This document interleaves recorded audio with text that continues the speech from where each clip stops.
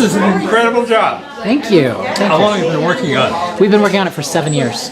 So when I was hired in 2010, one of the things the council wanted me to do was do this system, because I had done this, or a similar system, not the same thing, not nearly this good, but we did a system in Johnson County where I was the clerk back in 1997. And so when they hired Johnson County, Kansas. And so when I was hired here, one of the things they were hoping I would do is develop a similar system.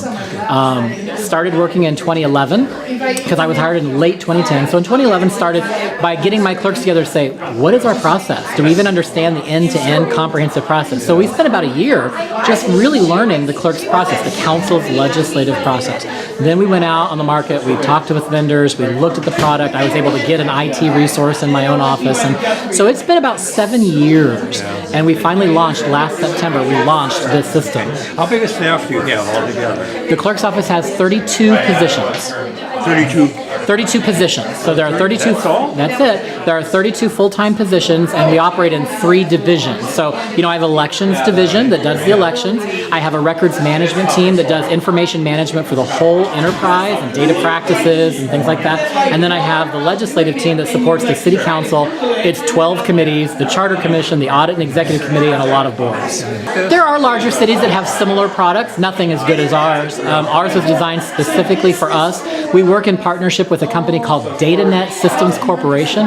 They're headquartered in Maryland, right outside of the District of Columbia. They do a lot of work for the federal government, federal agencies, and for the District of Columbia government. They built a similar, but not nearly as robust system for the DC Council, and that's where we found them. Okay. What about other cities in Minnesota? There are cities in Minnesota that have similar systems, not like this. So there are companies out there that build sort of off-the-platform or off-the-shelf systems, and some of our sister cities in Minnesota have systems like that. Welcome to the League of Women Voters Minneapolis Civic Buzz. My name is Jelaine Height, and I'll be leading this evening's meeting. The League of Women Voters is a nonpartisan political organization, which means we are interested politically, but we never support candidates or political parties. Rather, we study and lobby issues and work to educate voters. Do you want to sit here? Tonight's meeting has to do with the work to educate voters part of our mission. Our speakers generally give us information, but tonight our speaker is here to show us where to get information that we may not know is readily available to the public. It's all about a new website the city has developed to enhance transparency and make information available in an organized fashion. Why do we need someone to show us a website, you ask? With the multitude of information available, this is an easy way to find out what is on the site and the easiest routes to get to that information. We're adjusting our format tonight. Our speaker will be leading us through the website, and your questions can be taken as you have them, as long as you don't interrupt him too much. And then you can ask more questions at the end too, but it is learning the website, so we will not be stopping just for questions at the end. And we'll officially end the evening by 7:30. However, you're welcome to stay for further discussion if you wish. And I need to note here that this is our last Civic Buzz of this 2017-18 season. We will return again in September, same place, same time, with more interesting discussions. Our speaker tonight is Casey Carl, Minneapolis City Clerk. Casey Carl has served as Minneapolis City Clerk since 2010. In that role, Mr. Carl is responsible for administering elections, which we all know about, managing records, and supporting the work of the City Council. The common thread of all these functions and the central purpose of the clerk's office is to make government accessible to the community. The launch of the legislative information management system, do you call it LIMS? LIMS advances this goal by opening up a wealth of legislative data to the public to engage with anytime and anywhere. Before coming to Minneapolis, Mr. Carl was clerk of Johnson County, Kansas, where he directed the building of a similar system. And Aaron Grossman is here, the assistant election judge coordinator, who is going to help with the presentation. And Grant Johnson also from Grant Johnson is also from the city clerk's office. All right, Casey. Thank you. I'm normally a very loud speaker and I like to move around a lot, so I want to make sure, can everyone hear me if I don't hold the mic? Are we good all the way to the back? Yes. All right, good. So I'm going to just put this here. If at any point I'm not, give me a little note. I can either grab the mic or speak up. I usually don't have a problem being loud. Quite the opposite, usually being quiet. But I do want to take a chance to introduce these two gentlemen here. These two gentlemen are responsible for building the site that we're going to demonstrate. So this is really responsible for Grant Johnson, who is the Information Technology Director for my department. Grant runs all of our systems, our website, all the technology that makes our department work. And when I say our department, the way that Minneapolis government is structured, the city council, the 13 council members and their staff, and the office of city clerk are one department. So the city clerk is the one department head who is appointed by the council and only the council. The others are under the mayor, right? So the city clerk acts as chief of staff to the council. And so for our department, Grant is our IT director. And so this system was built by Grant. Aaron works with Grant on our IT team, in addition to working in our elections division, where he helps with election judge recruitment and assignments and training. So they both wear lots of hats, but this is really the product of their hard work, and they're going to help me because I am not technologically inclined, I'm not geographically inclined, I'm not directionally inclined. Pretty much I go from my home to City Hall and back home, so tonight's an adventure. But if you haven't, I'm sure everyone here recognizes the Minneapolis city government homepage, right? Has anybody not been to our website? So this is our main website, the main website for the city of Minneapolis, and the system that we've designed that we want to show you, I want to show you how to get there. So if you land here on the main site, minneapolismn.gov, over here, under this government tab, if you click that arrow down, you'll see a tab that says meetings and hearings. Meetings and hearings. And if you click here, it's going to land you on this meetings page. What we're here to talk about tonight, and I'll get to it in just a minute, is this blue button here, LIMS. But I wanted to show you here because there are other opportunities for you to get involved too in terms of actions from 2013 and back are here. Boards and commissions. We have a link to our budget page. Budget's a really important function of government, right? That's the most important policy work we do. So we have a whole separate website that my department helped build. And there's a link to the city calendar. But this system is what we're here to see tonight. So we're going to click here and show you the shortcut. So this is LIMS, the Legislative Information Management System.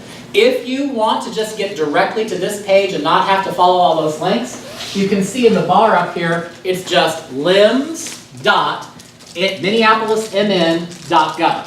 Hopefully that's pretty easy to remember. You don't have to do the www, it's just lims.minneapolismn.gov. And this is our home page.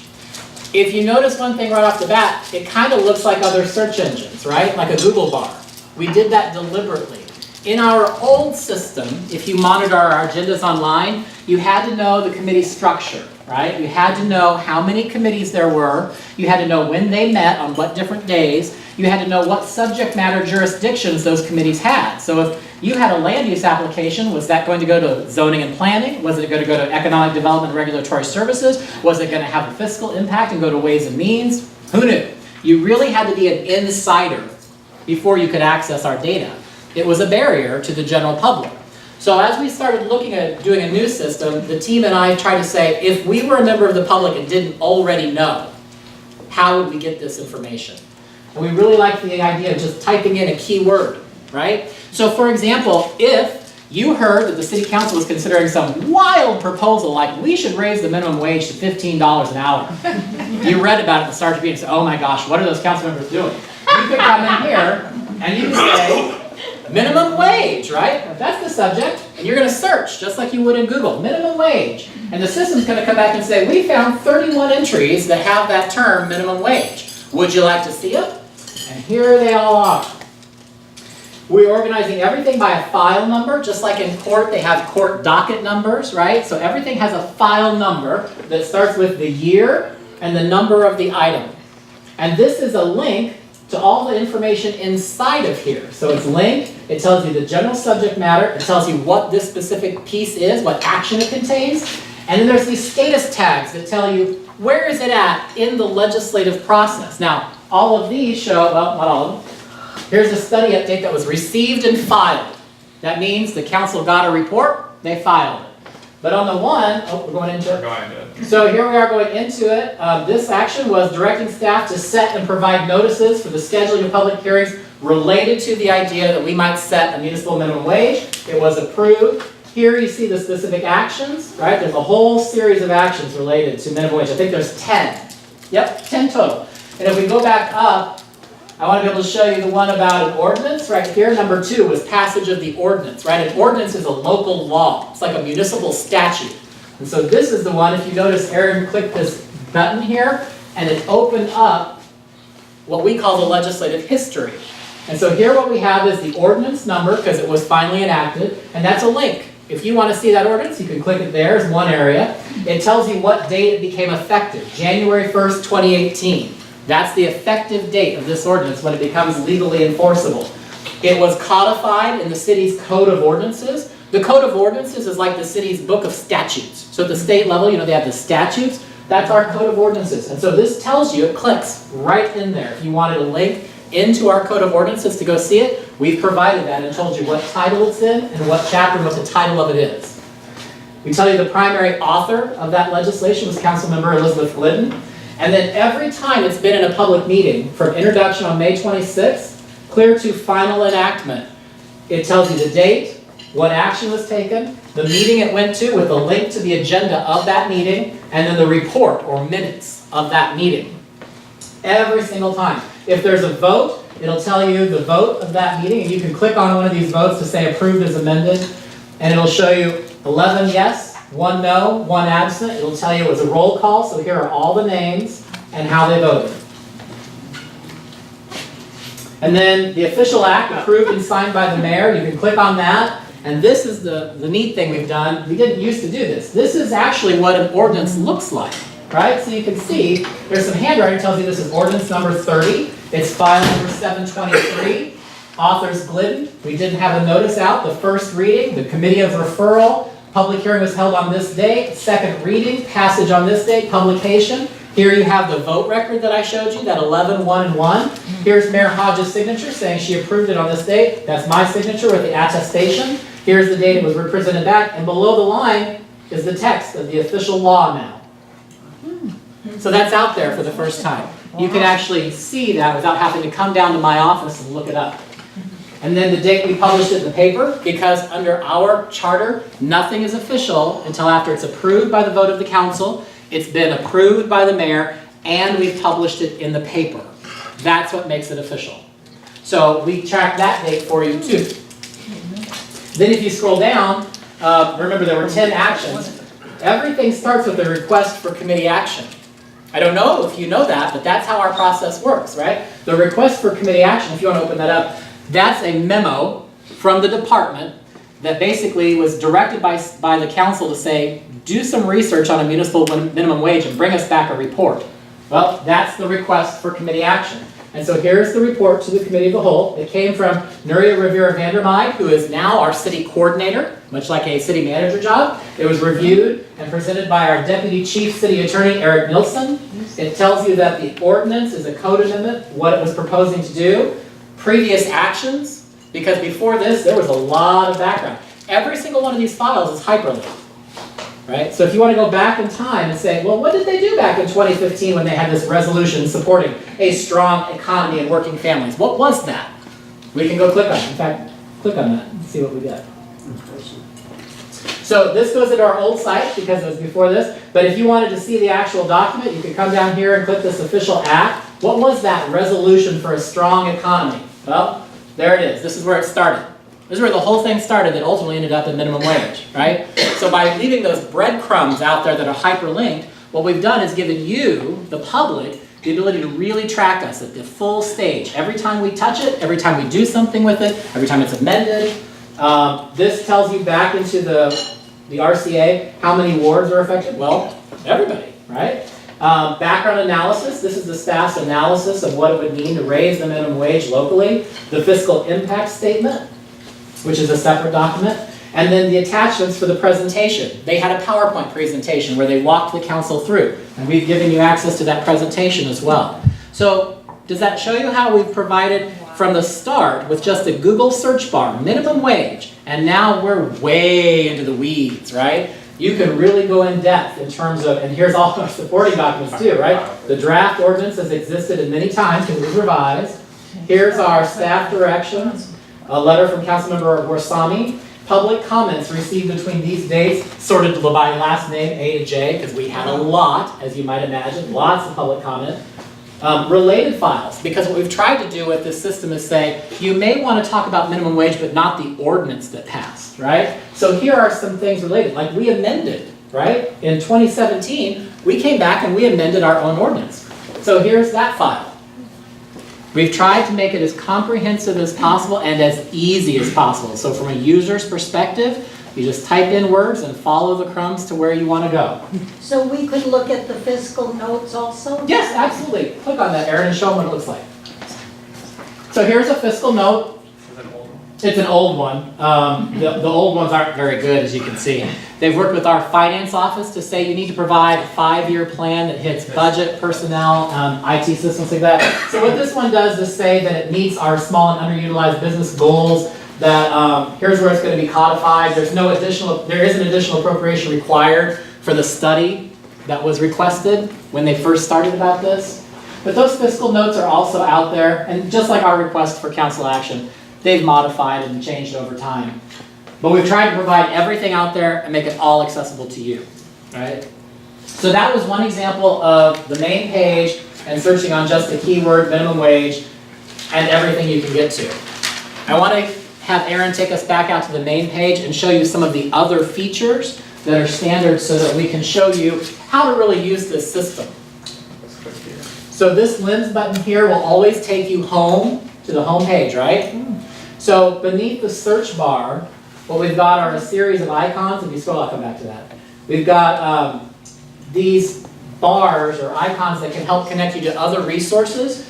So here's a link to the Charter and Code, which is done by Municode, a separate codification company based in Florida. We've been with them for over 30 years. And this is what home page looks like for Municode. You can see we're no longer in the city's website, but this is where the Charter, which is like our city constitution, and our code, which is like our statutes, are kept. And so you see we've given you a link to integrate there. The nice thing here is that this home page defaults to a page that allows you to see any changes that have been made. There's no changes because we just recently supplemented the code, which means twice a year we take all the ordinances the council has enacted and we update the code. But between those, what we call supplements or updates, they list right here on the front page. So you can see what ordinances have been adopted but aren't yet part of the code. And they're listed here. This green button is nice because if you want to say, well, what's changed since the last time I've checked? If you click it opens this sub-menu and it'll tell you each part of the code. A lot of traffic has been changed. And then if you want to say, let's say you're really interested in state bicycle laws apply. I want to see that one. So you click on it, it's going to come over here and bring you into the code, where it's affected, and highlight all the changes. See the changes being highlighted here? So if that's something you're tracking, you can watch this too. And say, wow, they've made some changes to the bicycle laws, I better write that down. Because like me getting here tonight, that was an issue. I almost killed a few people. So if you were looking at it like through cookies or whatever, it Yep. knows the last time you looked at that page? That's not based on you looking at it, it's based on the updates that they've done to the code. Okay, so not you as in us, like, okay. Yep, it's based on a point in time of when have they codified and updated that supplement the last time. So it'll change every time you visit. You can go back. Well, it will change based on when they A codify. lot of people are still doing it. Yeah. And so the other piece is, if you're really doing historical research, I'm sure everyone here knows, because I know I've got a group of people who are really engaged. That's why I like coming to the League of Women Voters, because you're following us already. I don't have to start at ground zero. I can kind of start halfway up the elevator, right? You already know. This, so we enacted the Plain Language Charter in 2013, right? We took that old charter book that was 700 pages long, and it's now about 60 pages, and it's updated.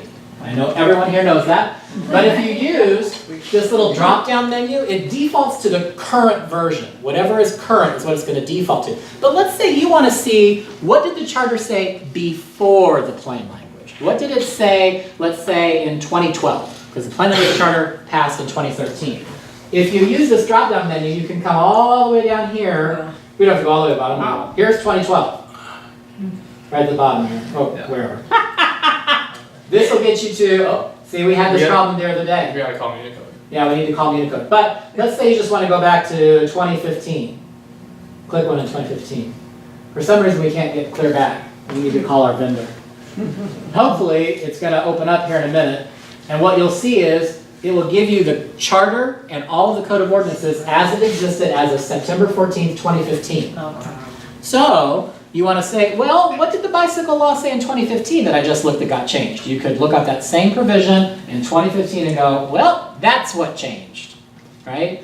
So by using those little tools, this for the historical access to the archive and that main page with what's new or what's changed, you now have the ability not only to watch us in real time through LIMS, but to watch the lawmaking being codified.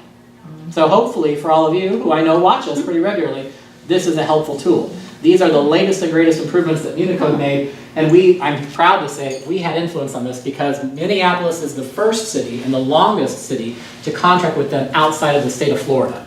So many of you probably know Lyle Schwarzkopf, former long-term city coordinator. You just a little bit. Lyle was instrumental in getting us on Unicode as a customer. And so we've been with them, as I said, for over 30 years. We were the first big city outside of Florida to take a leap with them. We were also their first client to go web-based. So they like us a lot, and because of that, they call us frequently and say, what features would you like to see? And I'm proud to say it's us who said we want a search function like our website, we want a what's new, and we want you to list here all the ordinances that you haven't yet codified. And they're doing it now. So we've helped not only make it good for you, but they offer that to all their clients now. Side note, oh yeah. So would you show me again how to get to that from when you're in LIMS? Sure. It's right here. Oh, yeah, okay, all right, oh, yeah, okay, all right, so yeah. all right. Charter code. Okay, yep, thank Good. And so while we're back, thank you. Good transition to these other things. We won't go into these buttons, but just, again, these are resources that are here. So the charter code's a good one. There's a glossary. In government, we love our acronyms. We're acronym soup. And so I'm going to try not to use a lot of it. We have a glossary here. So if we start using language in our code or somewhere that you don't know, there's a good glossary here. There's a narrative description of the city's legislative process and how we work in terms of passing local ordinances and resolutions. There are details about how to participate, how to get involved, how to monitor, access to videos of meetings, and then a subscription opportunity by email. And if you subscribe, I will become your best pen pal because we send out emails for every time we upload the calendar, every time we load an agenda, every time a meeting's over and we do a marked agenda. We send out more emails than you could ever have. And so you'll get a lot of stuff. So if you wanted to know something about parking ordinances, you'd put in the search thing, parking? You can put in parking. Yeah. Put it in there and see what we get. I don't know if we're going to get a lot of the results you might want, but it's a place to start. You got 225 entries. And so, for example, here's a conditional use permit, right? There's a lot of opportunities, but this is a good segue I think Aaron was trying to get us to, which is the advanced search. Do you see this little opportunity here? Advanced search. Now you see we've added a lot more filters. So you can use this if you start becoming a regular user. You say, oh, parking, and I heard it was in a certain neighborhood or ward, right? So let's say it's the 10th ward. And then say you want to try for a neighborhood because if you pick a ward, yep, okay, so what he's showing is we're now down to 13 entries, right? But I want to show that if you have Ward 10, all the neighborhoods in Ward 10 are associated based on what ward you pick. So pick Whittier. Oh, yeah. We got two things, they're happening. They're both approved, So they're done from 2017 and 2015. And then, like I showed you before, click this file and you're off to the races, right? You're looking at whatever you want. So the search is a good starting point, but that advanced search allows you to, and you go back and show the filters. If you know the type of document, so you know it's an ordinance for sure, you can choose ordinance. Go ahead and click it. And then this subcategory is tied to the type. So if you choose ordinance, you can only choose these kind. We've tried to help you. You can't get something else. These are the only kind of ordinances we do. So let's say you're doing a code amendment, which is the most common. And then, is there any code amendments affecting Ward 10? No, because see, we've now got the Ward 10 and Whittier still out there. So there's only one entrance so far. You can select a department, a committee, a date range, an author, the status from its legislative tag. So you can search on all of those things. And it helps you to narrow your search as you get more used to it, right? You can narrow your search. Because just like Google, if you type in parking at 225 entries, you don't want to go through 225 things. We want to be able to narrow that down. Currently, we have data in the system from 2014 through today. So we did all of the last 4-year term and this current term. One of the things Grant and Aaron spent, oh my gosh, hours going back in time, right, to convert all the stuff we've already done for the last term into this file system, posting it, uploading it, putting it. So the challenge I gave them for this summer is, we've been posting data since 1997. I want to get everything from 1997 through 2013 loaded in here by the end of this year. Have fun. They're up to it. Because every time you add, right, another year, another file, another session, you're just getting better use for the public. And we need an electronic repository anyways for this information. So once we get to 1997 and they know this is coming, we're going to go another decade. Can we go back into the 80s? Can we go back into the 70s? Can we go back to the 60s? We won't be able to provide as much detail because we didn't keep files that way back then. But what we do want to do is at least provide every ordinance, every resolution, every official action, and all of the official proceedings of the council. That's more than we've ever done. And so that's our goal, is to put all of that out here over time. I'm going to go back to... Do you want to point out this export? So what Aaron's pointing to now is anywhere in this system, if you've done a search and you get data, we have what is called the open data policy. Does everybody know what open data is? I'm going to guarantee you all are tech smarter than me, but I may know the word. Open data is a philosophy that government data should be open by default, and that means machine readable. It should be non-proprietary. I shouldn't have to have a license to get your data, and I should be able to download it in bulk, in the raw form, so that if I want to manipulate it and create my own data, I can do that. And I shouldn't have to ask for it. It should be available. Well, this little interesting thing right here, export to CSV, which means comma separated value. Comma separated value. How about that? Bonus. Anytime you download a report and you click that button, it's going to take that report that you asked for and put it into an Excel spreadsheet for you. And it's going to sort it by columns and rows. So for those of you who like to do graphics and visualization of your data, you could. So let's say over time you want to compare which parts of the code are amended the most. You could do a date range search, you could do search on ordinances and code amendments, you could put all that data together and you could do a chart. This is where they touch the code the most, over the last 4-year term compared to this 4-year term. How many meetings have they had that are averaging more than an hour? Since we do session statistics, you could download that and find out which meetings last the longest, which committee has the longest meetings, which meetings are the shortest, which committee has the most speakers, which committee has the most items. Right? And you could visualize that by downloading that report to that comma separated value Excel spreadsheet. So, a good thing. When you started, my question is, how do you get all the information in the first place, right, as it's happening? What's the process? Because it seemed like you had things very quickly after they happened. So what's the way? I love that you think things happen quickly at the council. I'll be sure to tell them. There were some dates that, you know. Yeah, there are some things to do. We got to go back to the homepage to start with how do you find out. And do you remember I said, number one, you want to be my pen pal. You got to subscribe because we send out emails every time something's done. So that's one way in your email. How does it get on there in the first place? How does it get onto the agenda? Legislative process, how does that get on it as quickly as it appears? How it happens? Yes. You have to stand up and talk. You have to stand up and talk very loud.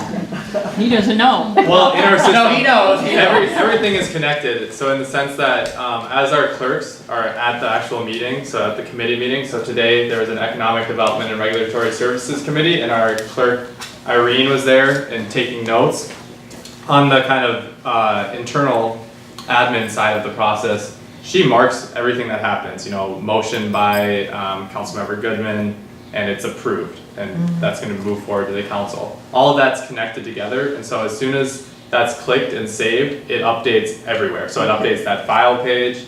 If there was a staff direction added on there, it just slots right in. So because every part of the system is talking to one another, it happens, you know, those are happening all at the same time, and the marked agenda gets up there an hour after. Now, when Irene publishes the committee report in a few days, once all the notes are together, that'll just slot in right next to the legislative history that we looked at earlier. So it's pretty neat how it works together. But yeah, we can actually look at Can you this open more. that agenda? So this, as Aaron said, this was a meeting that happened this afternoon, right? This was our Economic Development and Regulatory Services agenda. It happened at 1:30. So this agenda was out online. We try and post no less than 24 hours before a meeting. Sometimes it's 72 hours before, right? The reality is mostly we're publishing days before, but our rule is no less than 24 hours before the agenda is available. That doesn't mean that the calendar isn't available, right? The calendar will tell you there's a meeting coming, but the agenda won't be ready yet, right? And I'll show you that in a minute.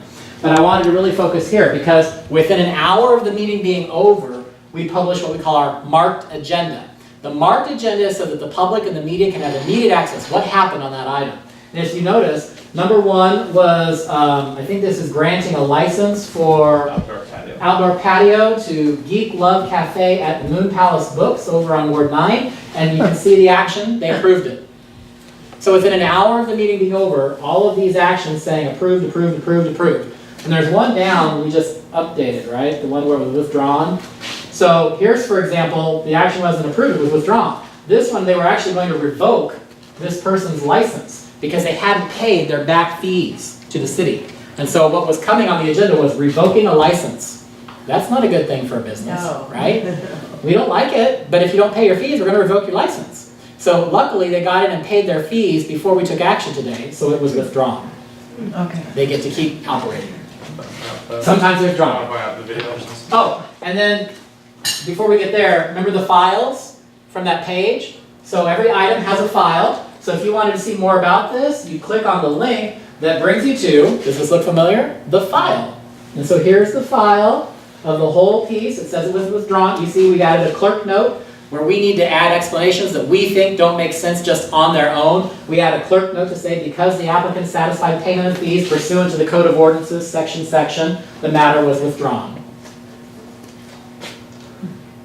And then if you go back, after the meeting's over, because we do broadcast, both on cable channel and website, all of our meetings, there's a little link here that if you click there, you're gonna get the video of the meeting, right? And if we've done a really good job, knock on wood, it's going to associate and take you, because you clicked on that item, it's going to take you to where that item started. So you don't have to start at the beginning of the meeting and find it. 15 minutes in. So you can see we're 15 minutes into the meeting, took us right to where it was. And if we had the microphone or the sound on, you could hear them talking. Where she's saying, she's explaining to her colleagues that there will be no presentation because the fees were paid by the applicant and therefore can be dismissed. They took a motion very quickly and they acted on it and it was done. So that allows you to say, oh, I'd really like to see this one, but I don't have to watch that whole video. Nope, you don't have to. You just go click that little video, whichever one you want to watch. And at the top, I think there's for the whole meeting. If you did want to watch the whole thing, because why wouldn't you? That's good.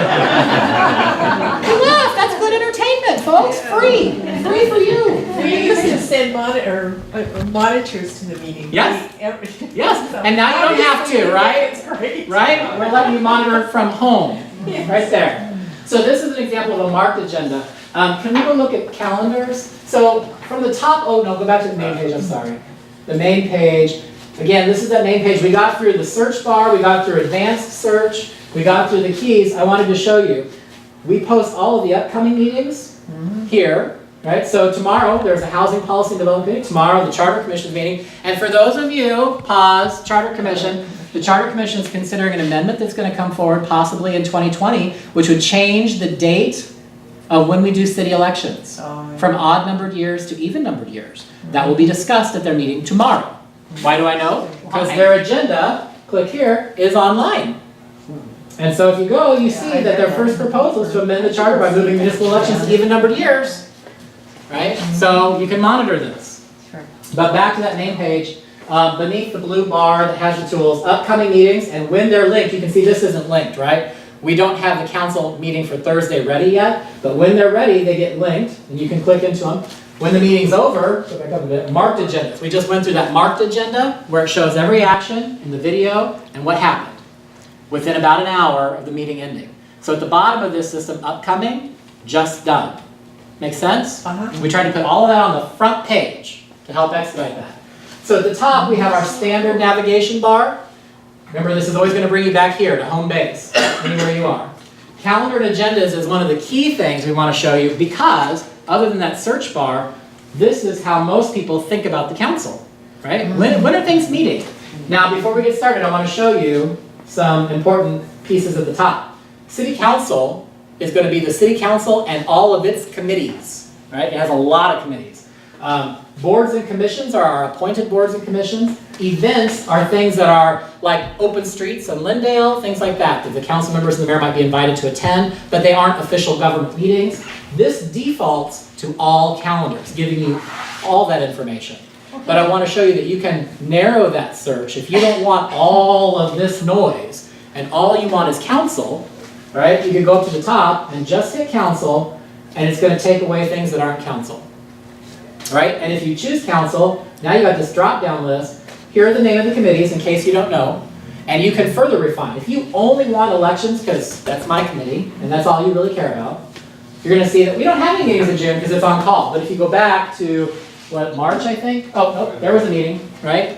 So if you want to search on a committee, you can do that. You can get that fine, that granular of a detail. So you can search at default for this month, all calendars. Over on this side, you can see three options too, right? There's upcoming, default for the month. Some people like it as a list. I hate it. This tends to be at staff level, at least. They like this list view the most because it gives you the date and everything listed. The date and everything listed. Again, hyperlinks where we have an agenda. This little symbol tells you there's a public hearing. There's a public hearing at committee today, and so you can click in there and find out what it's about. There's a public hearing. The other thing that's really nice is, do you see this little calendar icon behind the meeting? That means if you click that calendar icon, you can have it put on your calendar as a reminder. So, oh, I really want to go to that one. Don't forget that. Click the calendar. It'll say add to my calendar. Add to my calendar. So that you can make sure it's on your calendar. You don't forget to miss that, right? Why isn't it on all of them? On what? The calendar icon? Yeah. Good question. Should be. Well, because those are today. Oh, they're already Are they gone? Very clever. She knows our system better than us. Well, no, I did use it quite a bit, but I use it for immigration, and thank you. Oh, I'm right. Jan. Nice after, Calendar, in committees, where are we? Boards and commissions. So what can we find out about the park board? You can't find anything about the park board through us because they're a separate legal entity. Oh. Remember, they're not part of the city. This is the city They have their own site. council. Okay. But I will tell you this, if you wanted to say, like, for example, the Civil Service Commission, or another one that might be of interest, where's the Bicycle Advisory Commission? That's a very popular one. Or capital long range. Capital Long Range, Police Oversight Commission, I saw their agenda. So let's say you wanted to talk about Police Conduct Oversight Commission. If you click in here, one of the things that Grant and Aaron are doing, you see this link to their meeting agenda? Because they are not using this system yet. Our goal is to make all the city boards use this system, but we're faking it until we can make it. So they're going out and finding their agenda and posting it here for public access. So for every one of those boards listed, we're working with all 22 departments and all 50 boards to make sure that their agendas are in here for you. So we put them on the calendar, and we've linked their agendas. So calendars and agendas, hopefully another opportunity to really find transparency, really be able to track the things that are important to you, to the league, to the projects that you're working on, to keep reminders, to add it to your calendar. Is there anything else I want to say about calendar? I think that's it. It's a lot. You can see where there's more than one thing, right? There's a little link to say there's more items that day than the form will allow us. So it opens up and expands. I'm going to go on down the line of these, I guess I should say, remember I said that icon, that public hearing? If you see an icon, you don't know what it is, here at the top we have those defined for you. Yes? So I'm still having a lot of problems on the mobile website with that though. It's very difficult to read and navigate. In terms of? Regarding the calendar. Oh, the calendar? On the mobile site. Yeah, the design's not good unless you use that list view. So I'll give you that clue because. And I was actually going to ask how to get back to that. To the list view? Yeah. Yeah, so anytime you're here, it doesn't say list, it says upcoming. You really want to, on the mobile, default to upcoming because the calendar app, you're right, it doesn't. I mean, you can turn your little mobile computer this way Right. and shrink it way down, but then It does work a lot lot better. Yeah, so the list is a better option if you're using a mobile device, especially a small one, not like an iPad. But if you're on your phone, I would encourage you to use that upcoming list view. It's going to take up less of that screen space and not try, because that calendar is a graphic, right? It's only going to go down so far. So the list view is a better option for you there. Oh, and we talked about the filters. You can filter by council, boards, events, or all calendars. Defaults to all calendars. We talked about the icons at the top.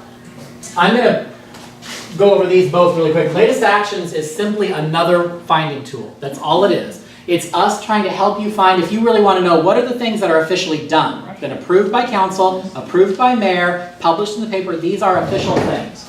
So they're just listed here in order. So the file gives you the act number and it gives you a description. So if you really, really wanted to find out about, does everybody here know Rhoda Gilman? New Rhoda Gilman, big leader in the Minnesota or the Minneapolis Green Party, passed away. And so we had a resolution. You can go to the file or you can go straight to this resolution and see the resolution we adopted to honor her life. Our Green member, Cam Gordon, brought it forward. And, you know, we do honorary resolutions. And so here's a resolution that honors the life of Rhoda Gilman that happened at the last council meeting on May 25th. So there's just a lot of things that are easy access to what just recently happened, right? Reports. Aaron's going to hover over here so we can see these are the standard reports that come out. If you aren't aware, one of the things we started to do when we went back in time in 2014 is Minneapolis City Council does not operate like a city council. Who here knew that? Everyone, raise your hand. You knew that. You're the league. We operate like who? The state legislature, right? People come and think they're going to experience Minneapolis City Council like another city council. We aren't like that. We operate much more like a legislature. One of the key aspects that shows that is where does the public get to interact with us? At committee. Yes. At committee, not at council. Full council rules say you can't talk to the council at the full meetings. You can talk to them at committee. That's why we have standing committees. Most cities, in fact, I don't know of another city that has that structure in place, right? So we're different that way. So it's really important. All the actions council takes are based on the recommendations that come to them from their committees. Right? So that committee report becomes really, really important. And most people didn't even know we had committee reports. They waited for the council proceedings, which is the legal official record, but by that point it's done.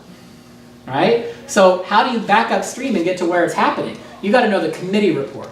And so the committee report includes all of their recommendations. Do this, don't do that, substitute this. We conducted a public hearing, this is what we heard. Here's a directive to staff. And so this is searching by committee name, you can filter, plus former committees, right? Because we go back over the last term, so former committees, current committees. You can do a date range search and then search on it, or by default it's just going to open up. Why don't you click one of these up so we can show what it looks like. So here's today's committee report, right? It's very simplified because, like Robert's rules, doesn't say do a transcript, it says just do the actions they took. So here's that first action where we granted this expansion of a patio for Geek Love over at Moon Palace. Here's what came before us. There was a staff presentation by the Community Economic Development Department. The public hearing opened. Someone spoke. It was the owner of the place. Public hearing was then closed, and on a motion moved, it was approved. So what means is it's going to go to council at the next full meeting of council on Friday next week with a recommendation to approve that license. Go down to the one that said withdrawn. This should be it, right? So here's the item that we said was withdrawn, right? There's no explanation. I watched this meeting. The chair, Councilmember Goodman, just said, look, we're moving to delete this agenda, and it's because they paid their fees. Done. So the motion is, or the application, the request is withdrawn to revoke their license. So that then forms the basis of all of the actions council will take on that committee's recommendations, that report. So one of the things we started in 2014 was putting these reports online so the public could see the reports before they got to council, where it was too late. We still do publish all of the council proceedings like we have since 1997. The council proceedings are, of course, the minutes of the full council meeting. This is where all the final votes are taken, final actions are taken. We have to publish this in the paper, right, to make it effective. So click on May 25th. This is an example of the proceedings. They're quite long, 62 pages for one meeting.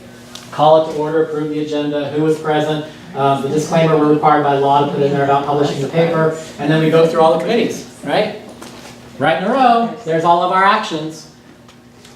So the proceedings are still out there, still available to you if you're interested. And then the other reports I want to cover briefly are We always get this request, especially in the 4th year of a term, because it's election time.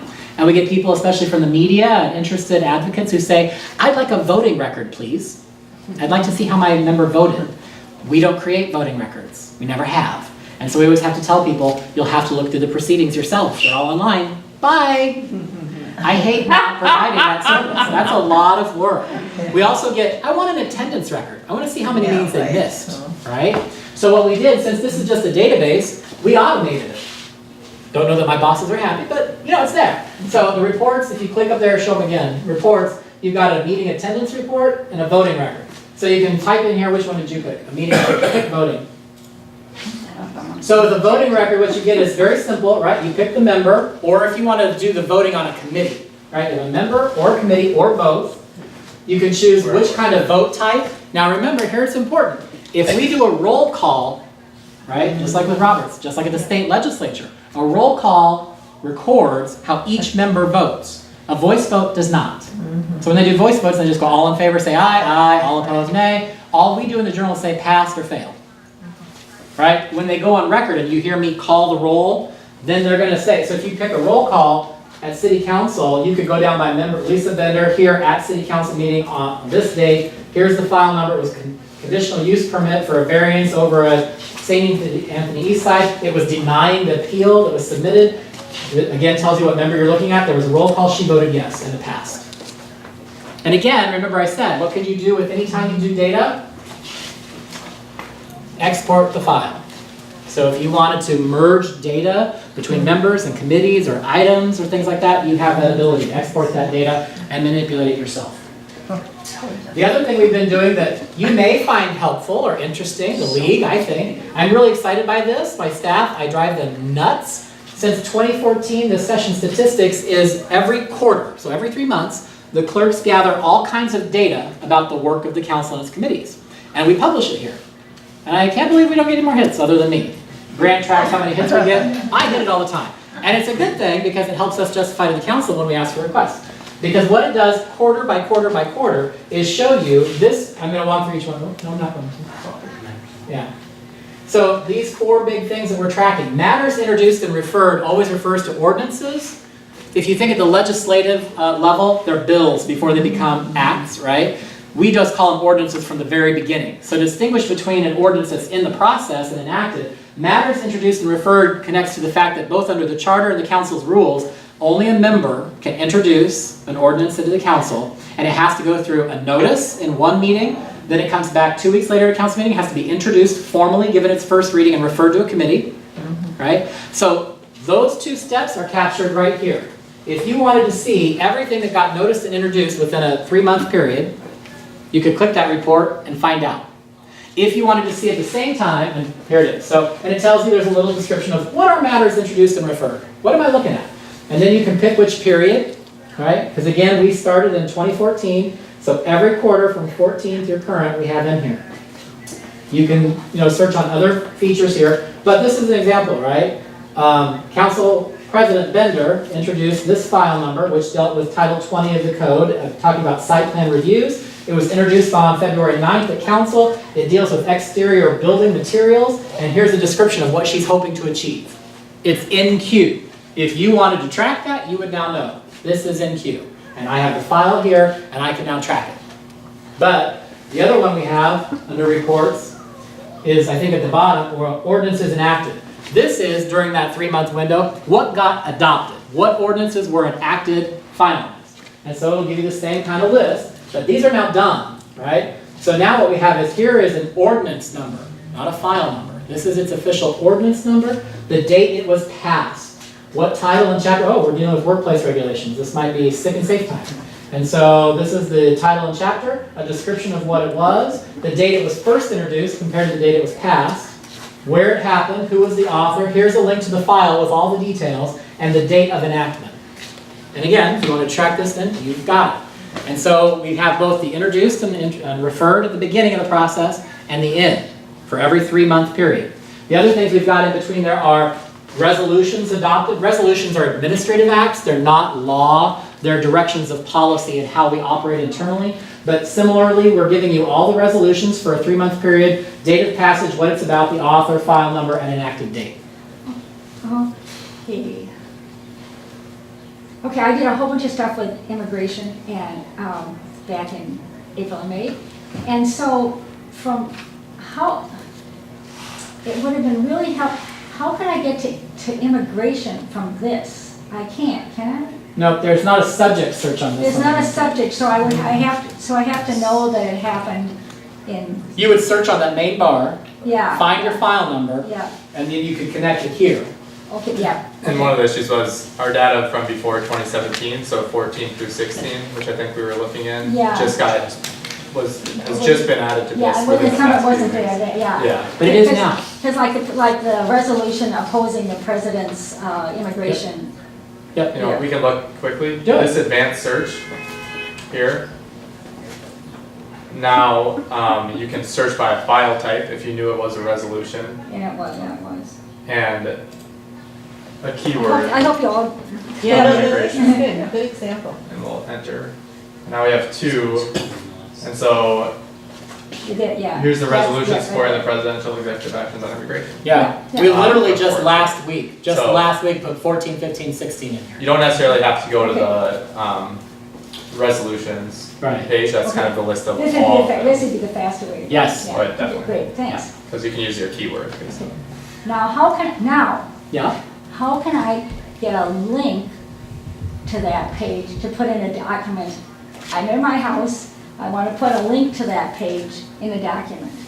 So here it has a There's custom the link. URL. Ah, And what's nice okay. is the end of the URL is actually the same as the file number itself, 2014. Okay, and so I put that link into my document and then somebody could go right to that. Yeah. And And here's- I was having problems doing Here- If that. you wanted this resolution, it'll open up. and No, I you- didn't want it that way, though. I wanted it. No, I'm saying you could Yeah. also download and save this as a PDF and send it to them. Oh, I did that, but I wanted it in a, I wanted With it the link? in a link in a document so I was sending to a bunch of people so they could link back. Sure. And as of last And week, that's this what- exists now, yeah, as okay. we talked And I about. got from you and from John and Linnea's office. Yeah. Okay, thank you very much. Absolutely. Okay.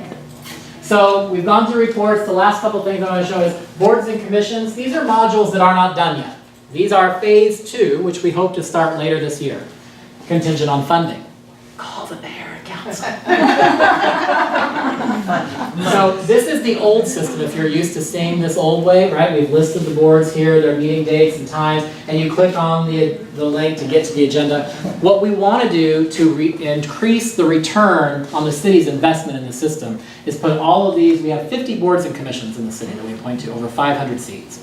And so we want to put them in here too, right? So that for the public's use, there's one spot, one calendar, one platform, I can go to anything. Especially when you talk about planning items, where you might introduce an application at the planning commission, and then it comes over to our zoning and planning committee, and ultimately goes to the city council. Right now, just like in the old days, you're going by many systems through multiple things. Wouldn't it be great to go to that LIMS, go back to that main bar, and just type in your property or your application number, and that's it, and say, oh, I'm at the planning commission on this night. Oh, I've been moved to the ZNP committee on this day. Oh, I'm before council. And track it and not have to go back and forth. That's our goal. So if you're interested in a street address, either a problem property or a development property or something else, where would you put that in? You could try and type a street address right here. If it's part of the item, we would help you find it. There is some limitations to this. Part of phase 2 is also improving our search, right? We had to launch, but if you type in Google and you type bike, you might get some results back that are bicycle, right? Because it thinks for you. Ours isn't there yet. So we call everything bicycle at the city. What does the world call it? Bike. It's a bike lane, right? Everybody knows that as a bike lane on the road. It has to be called a bicycle lane because we only have bicycle. My recommendation would be use the house number. So like a lot of them will have this, 2526. So if we tried that, we might get a few other things that are. You're gonna get a not lot of relevant, things with 2526. Yeah. But you get the house number, then you don't have to worry about if they put it in with the, they put South Emerson instead of, even though it should be Emerson South or anything like that. Yeah.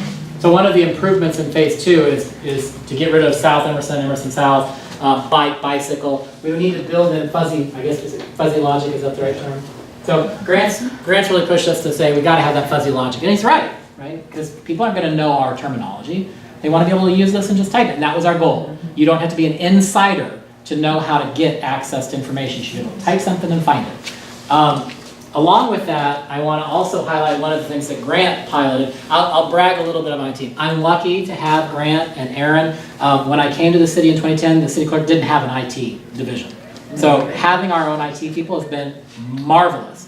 And part of that is the fact that on the city's website, remember we started from the city's website to get this, the clerk's office creates and is responsible for 45% of all content.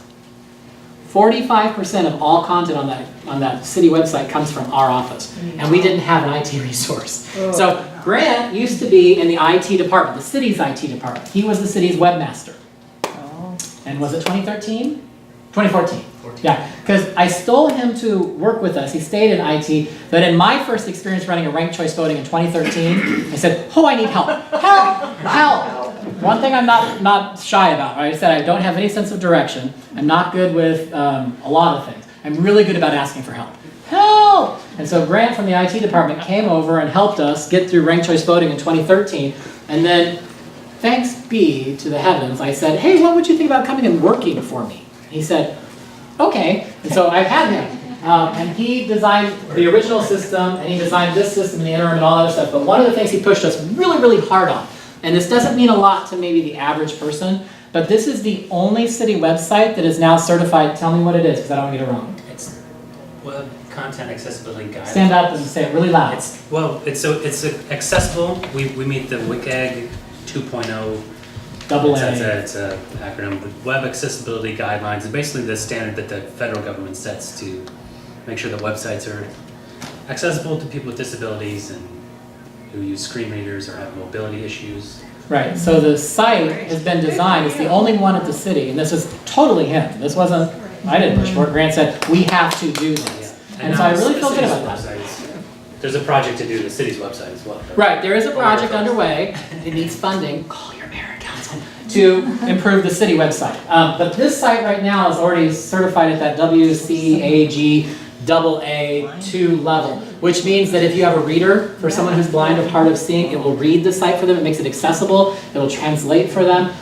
So that this is as accessible as we have been able to achieve at the city level. I'm really, really proud of that, proud of Grant for pushing that, which means that when we have residents, right, who need that access and deserve equal access to the same information, we're making sure that they can get it. And so I'm really, really proud of that too. Notices is another future module that we haven't yet gotten to. It's another phase 2. But we wanted to provide one place, right, back to what's happening at the city. I've got my calendars. I've got an easy search. But what are the notices about public hearings, for example? I don't know what's coming up. How do I find that? So right now we're making our clerks post the dates. So this can go off tomorrow, right? We'll come off and take this one off. June 7th is the next one. We're posting here's about the election, right? Notice, there's an election coming.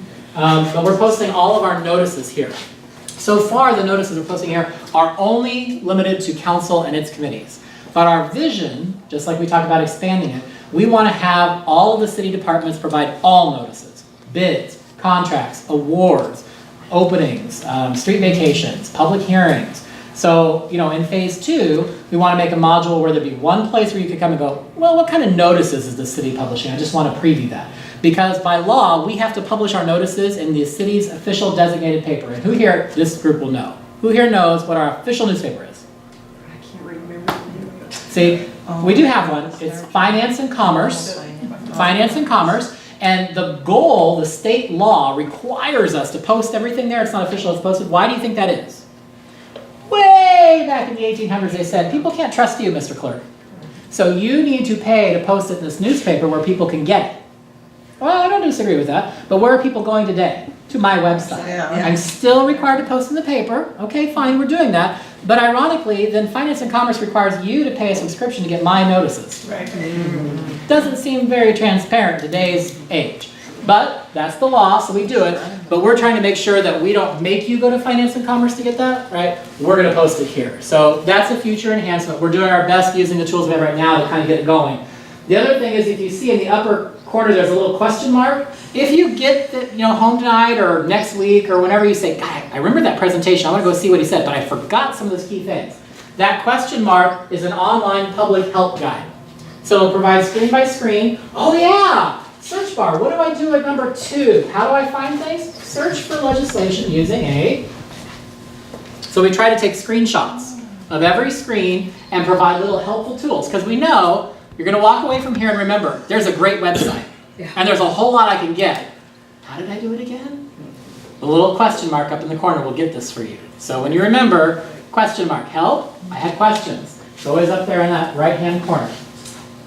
That is my fast walkthrough of the Legislative Information Management System, LIMS. I hope it provided some positive reaction for you. I hope you like what you saw. I always end by going to the bottom of the screen. If you're online, you are welcome to call my office anytime. We're open Monday through Friday, 8 a.m. to 4:30 p.m. We have a main line. I say that because most departments make you call 311. And you can certainly call 311. Call them. I love if you call 311. But I want you to know I have a main line. And it's answered all the time during 8 to 4:30, right? It's always answered because every single one of my staff members has our main line on their phone. I'm really big into that customer service aspect. So if you call our main line, it will be answered, we'll help you. It's area code 612-673-2216. Hopefully that's easy to remember, 2216. If you call 673-2216, you're gonna get the clerk's main number. And that means we'll help you get anywhere you need to go, even if it's not really our responsibility. If you need to get counsel, if you need to get, we'll help you. We'll answer that phone and help you. At the bottom, there's this, is it Contact Us, I think, that opens up a form for you to connect with us. Yep, Outlook. So you could connect to us and send us a little email, right? Contact us, we'll open an email, and you can send us, hey, I was looking at LIMS tonight. I think an idea for improvement would be, I don't know, whatever it is. Here's one. We've been presenting to neighborhood groups too. So if you're part of a neighborhood group, we're looking to come to neighborhood groups too. We've been going around doing this demo to neighborhood groups. One neighborhood group said, you know what we think, you mentioned the park board somewhere up here, right? One of the neighborhoods said, we think the neighborhood associations should be in here. Well, they're technically not city either, but I said, that's a really interesting idea. And the council member was in the audience. And so I said, you know, if there were funding, council member, but we really want this to be the best system that's out there. And so we welcome your feedback, especially from a group like you who are so engaged, who monitor us all the time anyways, who really are on behalf of sort of the whole community, doing a good job of translating what we're doing to the neighborhoods, to the residents, to your neighbors and friends. We really, really want you to feel comfortable with this system. And if there's something glaringly wrong, let us know. If there's something that, if you do this one thing, oh my gosh, that'd be the best system ever. Great, I want to know it. I'm not committing to doing it, right? I need funding and time and programming, and I'm not technically inclined. But if we can, believe me, we have a list of probably 6 pages long, wish list. We want to do all these things. So you'll just add to that list, and if it's really good, we'll move it up. Other than that, thank you for indulging us and having us tonight. Again, Grant and Aaron from my office who built this deserve a lot of praise and thanks. And if there's any time I can come back and talk to you, I would be happy to do that. So, thank you. Thank you.